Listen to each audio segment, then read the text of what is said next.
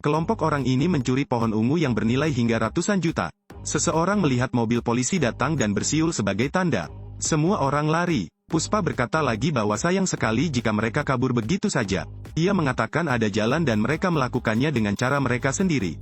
Saat polisi datang, Kapolsek menjadi mimpi buruk para penyelundup kayu ambar. Ia dan bawahannya tidak menemukan satupun pohon ungu, hanya sekelompok orang yang sedang bermain kartu. Mereka bilang mereka akan menggembalakan sapi. Ia tidak percaya, ketika dia melihat seseorang sedang mengasah kapak, dia bertanya untuk apa kapak itu. Puspa menyuruhnya pergi menangkap singa itu. Semua orang tertawa keras. Sheriff mengeluarkan senjatanya, namun mereka juga tidak mudah untuk dibuli. Sheriff, halo. Hanya ada 6 peluru di senjatamu, tapi aku punya 60 peluru. Jumlah orang-orangku melebihi kamu. Polisi pergi, lalu menunggu mereka. Mereka menyembunyikan kayu ungu di pohon. Puspa jelek tapi dia pintar, setiap saat dia bisa mengubah kejahatan menjadi kebaikan. Beberapa bulan lalu, Puspa menganggur karena duduk tegak di depan bosnya. Dia pergi ke pasar dan mendengar seseorang membayar 500 rupiah sehari. Tanpa khawatir apa itu, dia langsung melompat ke mobil orang tersebut. Ganti ke kendaraan dan masuki hutan Sesaram. Sekelompok orang keluar, lalu mengabaikan hujan dan pergi lebih jauh ke dalam gunung. Mereka akhirnya sampai di tempat kerja mereka, tempat tumbuhnya pohon eukaliptus ungu. Pohon kayu putih bisa diibaratkan emas, di dunia sebagian besar kayu akasia berasal dari hutan ini. Para ilegal segera pergi ke pasar tenaga kerja untuk mempekerjakan orang untuk pergi ke hutan ungu untuk mencuri kayu. Polisi setempat juga terus memperkuat kekuatan mereka. Ada polisi yang bisa disuap, tapi Kapolseknya orang yang saleh. Namun dengan tindakan pencegahan, pencuri kayu selalu punya cara untuk melarikan diri. Mogilesu merasa Puspa bukanlah orang biasa sehingga ia ingin menjadi anteknya.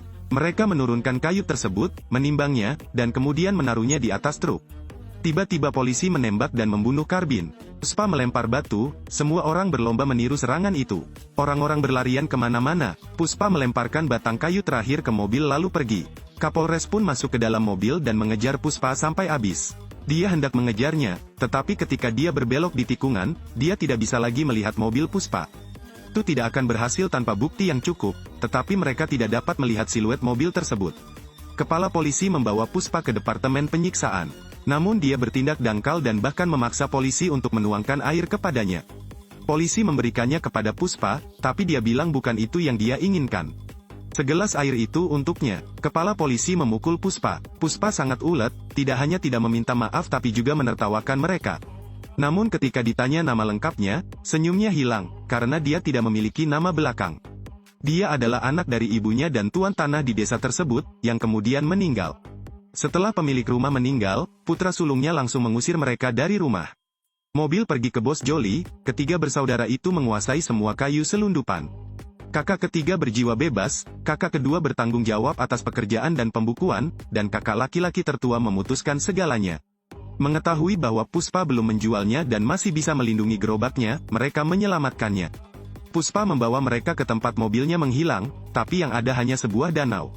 Puspa tersenyum, hari itu ketika dia melihat ada sebuah danau di sini, dia segera mengendarai gerobaknya ke dalam danau. Setelah menarik gerobak kayu tersebut, saudara dua menghadiahi Puspa sebesar 50 rupiah, membuat orang-orang yang bekerja dengannya sangat bahagia. Ini adalah orang yang tepat. Tapi Puspa telah memecahkan masalah mereka berkali-kali dan saudara tiga masih tidak senang dengan dia. Puspa ingin pulang, tapi kakak tiga membuang uang 100 rupiah dan menyuruhnya naik becak dan pulang.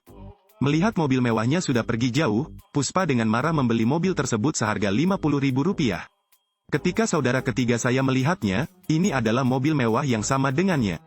Kebencian pun bermula dari situ. Masuk kamar, kakak tertua marah-marah karena masalah transportasi. Belakangan ini pemberitaannya semakin ketat, bahkan ditemukan kayu dari piano sehingga menimbulkan kerugian besar. Kemudian Puspa datang dan berkata dia punya jalan. Kakak kedua memperkenalkan orang ini sebagai orang yang melindungi kayu terakhir kali. Joli melihat ke arah Puspa dan menyuruhnya untuk tetap di sini. Puspa pun menceritakan rencananya, dia memutuskan untuk memberi kesempatan. Mereka menyembunyikan kayu tersebut di bawah batang pohon dan mengisinya dengan susu sapi. Polisi menghentikan mereka. Puspa menunjukkan bahwa dirinya telah berubah dan kini menjadi pedagang susu. Polisi melihat kotak itu penuh susu dan membiarkan mereka pergi. Joli sangat senang, membayar 50 juta untuk setiap mobil. Puspa mengungkapkan, ia tidak membutuhkan 50 juta itu, ia hanya membutuhkan 4% dari komisi yang berjumlah 40 juta itu. Jolie merasa kurang tepat maka ia pun menyetujuinya. Mulai saat itu Puspa menjadi rekan bisnis dari seorang karyawan. Di saat yang sama, Puspa juga terlibat dalam hubungan cinta. Ia tergila-gila dengan Srivali, seorang pekerja di stasiun susu, tapi tidak berani berbicara dengannya. Setiap hari Puspa menggunakan pola untuk mengangkut kayu menuruni gunung. Kapolres merasa ada yang mencurigakan namun tidak ada bukti sehingga datang untuk memeriksa. Ketik di atas lalu ketik di bawah dan temukan ada yang salah. Sopirnya ingin kabur namun tertangkap. Sebelum sempat disiksa, salah satu dari mereka mengaku segalanya. Saat ini, konvoi kendaraan tiba di gudang Jolie bersaudara. Mangalam, pemilik kelompok penyelundup, juga muncul. Setiap Jolie mengantarkan barang ke Mangalam, dia bisa melewati 15 pos pemeriksaan. Kemudian membawa barang tersebut ke pelabuhan masuk dan mengirimkannya ke pembeli akhir. Namun dia ketahuan oleh polisi, sehingga dia meninggalkan kayunya di tempat Jolie. Jolie menyuruhnya untuk yakin karena mereka memiliki orang yang sangat berkuasa yang akan melestarikan kayu ini dengan baik. Dan orang ini adalah Puspa. Hari itu ketika Puspa pergi ke gudang, dia menemukan kayu itu masih ada di sana. Ternyata kakak ketiga ada di gudang bersama seorang gadis kesenangan. Pada saat lelaki ketiga selesai mandi, dia tidak dapat lagi melihat gadis itu, jadi dia membalikkan meja Puspa. Jolie memberitahu Puspa bahwa polisi mengetahui lokasi gudang. Dan suruh saya memindahkan kayu senilai 200 juta. Jika tertangkap, mereka semua akan mati. Saat ini, polisi tiba. Puspa keluar dan melihat kayu cendana ungu bertumpuk setinggi gunung. Dia mengambil sekantong uang dan memberikannya kepada Mogilesu, menyuruhnya turun gunung. Lalu ia menyuruh semua orang membuang semua kayu cendana ungu itu ke sungai. Puspa segera memotong talinya, dan kayu ungu itu mengalir deras ke sungai, lalu jatuh ke air terjun. Ketika polisi tiba, tidak ada satupun kayu di dalam atau di luar. Mogilesu pergi ke bendungan di bawah gunung dan menyuap staf manajemen di sana. Kemudian lari ke bendungan dan segera tutup pintunya. Begitu saja, semua kayunya diblokir. Polisi tidak dapat menangkap apapun. Mereka jelas tahu bahwa orang-orang ini sedang menyelundupkan tetapi tidak dapat menemukan bukti apapun, dan mereka tidak punya pilihan. Melalui cerita Mogilesu, ayah Srivali setuju untuk membiarkan Puspa dan dia menikah. Namun sebelum ritual dimulai, Puspa dikenali oleh saudara tirinya. Puspa membuat Mangalam sangat hormat dan bahkan mengundangnya menghadiri pesta perusahaan. Di sini Puspa melihat seseorang di belakang Mangalam. Puspa mendengar seseorang mengatakan Mangalam adalah orang yang tidak baik. Dia menjual kayu seharga 2 miliar per ton, tapi hanya memberi kita 250 juta per ton. Puspa segera memberitahu Jolie. Jolie sudah tahu bahwa perantara mendapatkan selisih harga tetapi dia juga memiliki anggota kongres. Jika ingin mengekspor barang, mereka harus menjualnya kepadanya. Jolie memberitahu Puspa bahwa jika dia tidak tahan, dia akan menemukan Mangalam. Toh dia juga partner, kalau berhasil dia akan membaginya menjadi 2. Keesokan harinya, Mangalam sedang mengirim adik iparnya untuk berurusan dengan bawahan yang berani menaikkan harga ketika Puspa tiba. Tapi Mangalam tidak punya waktu, karena anggota kongres menelepon untuk mengatakan bahwa seseorang memintanya untuk meninggalkan bawahannya sendirian. Mangalam meminta maaf. Saya membunuhnya. Kakak iparku membawa pria itu pergi. Mangalam mengatakan kepada Puspa bahwa orang tersebut baru melewati 2 pos pemeriksaan dan menuntut 50 juta per ton darinya. Saya harus melewati 15 stasiun pemeriksaan untuk bisa membawa barang ke pelabuhan. Coba pikirkan, apakah itu sulit? Puspa tidak takut, menandakan bahwa pos pemeriksaan itu sangat sulit untuk dilewati, sehingga ia bisa membawa kayu tersebut ke penjual di sini. Wajah Mangalam langsung berubah warna. Puspa mengatakan jika kamu membayar 250 juta itu tidak cukup, kamu harus membayar 250 juta ton untuk menjualnya kepadamu. Kakak sang istri segera berdiri.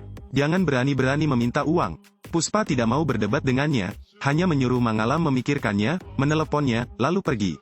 Adik ipar Mangalam tidak mengerti. Puspa kembali lagi. Dia mengangkat telepon Mangalam, pergi ke direktori pencarian dan menelepon pembeli di pelabuhan, mengungkapkan keinginannya untuk menjual kayu tersebut kepadanya. Dan juga mengingatkan orang lain untuk menyimpan nomor teleponnya. Kakak iparnya dan Mangalam tidak tahan dan memerintahkan bawahannya untuk bergegas maju.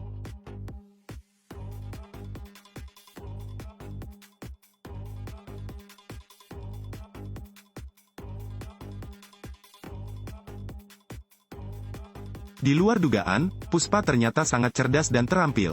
Kedua belah pihak bertempur, dan bawahan Mangalam semuanya dikalahkan. Puspa berkata bahwa dia pergi bukan karena mereka membiarkannya pergi, tapi karena dia memaafkan mereka. Puspa membuka jalur ke pelabuhan Chennai dan membawa Mogilesu menemui pembeli kayu untuk mendiskusikan harga. Dia mengeluarkan kayu eukaliptus bagian atas.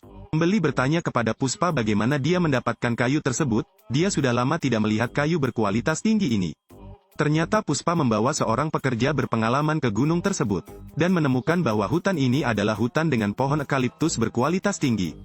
Puspa bersiul, dan gerobak melaju, di dalamnya semua ada kayu rosewood berkualitas tinggi. Setelah mendiskusikan harganya, Puspa perlu menelepon Jolie. Jolie terancam terkena tekanan darah tinggi. Tapi Puspa sudah membahas harganya $1.500 per ton, jadi dia menjualnya 10 ton. Jolie melewati Mangalam dan menjualnya kepada pembeli. Puspa bertanya padanya apakah dia ingat apa yang dia katakan hari itu. Keuntungan dibagi dua. Jolie menahan amarahnya dan memenuhi syarat. Kakak ketiga memukuli orang tua. Ia ditangkap polisi sehingga mengungkap lokasi gudang tersebut. Dia langsung mengatakan dia memiliki seorang putri cantik. Dia memberitahu gadis itu, tapi putrinya adalah Srivali, yang diam-diam dicintai Puspa. Srivali mengendarai sepeda listrik untuk menanyakan keberadaan ayahnya. Ia menyuruhnya datang ke sini malam ini, dan besok dia bisa mengantar ayahnya. Hati Srivali sedingin abu, merasa tak berdaya. Setelah merias wajah, Srivali pergi ke rumah Puspa untuk memohon agar dia membantu menyelamatkan ayahnya. Ia mengatakan bahwa meskipun pernikahan mereka hancur, dia menyukainya, dan memeluk Puspa sambil menangis di dadanya. Puspa memutuskan untuk pergi menyelamatkan ayahnya. Dia mendesak Srivali masuk, bergegas memukulinya dan menjatuhkannya ke tanah. Kemudian dia mengangkatnya kembali, dan di hadapan Srivali menyatakan bahwa siapapun yang berani menyentuh putrinya tidak akan selamat. Kakak ketiga akhirnya dipukuli hingga pingsan. Jolie langsung marah. Ogilesu menyuruh Puspa untuk melarikan diri, tapi Puspa tidak takut sama sekali. Jolie segera memaksa Puspa untuk menerima uang tersebut, lalu memegang kepalanya. Mereka menggali lubang di tanah dan melemparkannya ke bawah. Selain membalas dendam, dia juga ingin merampok uang Puspa. Tapi Jolie tertembak lagi. Sebagai anak buah Mangalam, hal itu mempengaruhi kepentingan mereka sehingga tidak bisa dibiarkan begitu saja. Jadi baku tembak tidak bisa dihindari. Puspa tidak mati, dia lolos dari kecelakaan. Dia bertopeng, tangan dan kakinya diikat, tapi dia tetap sangat berani. Kemudian dia melepas topengnya, mengambil pistolnya, mengancam orang di depannya dan memaksanya untuk membantunya melepaskan ikatan tangannya. Anak buah Mangalam bergegas maju sambil membawa pisau. Puspa akhirnya bebas, lalu mengambil uangnya dan memberikannya kepada Mogilesu. Geng Jolie telah terbunuh, Mangalam bertanya kepada saudara iparnya tentang Puspa. Jutan, Puspa menikam orang-orang itu.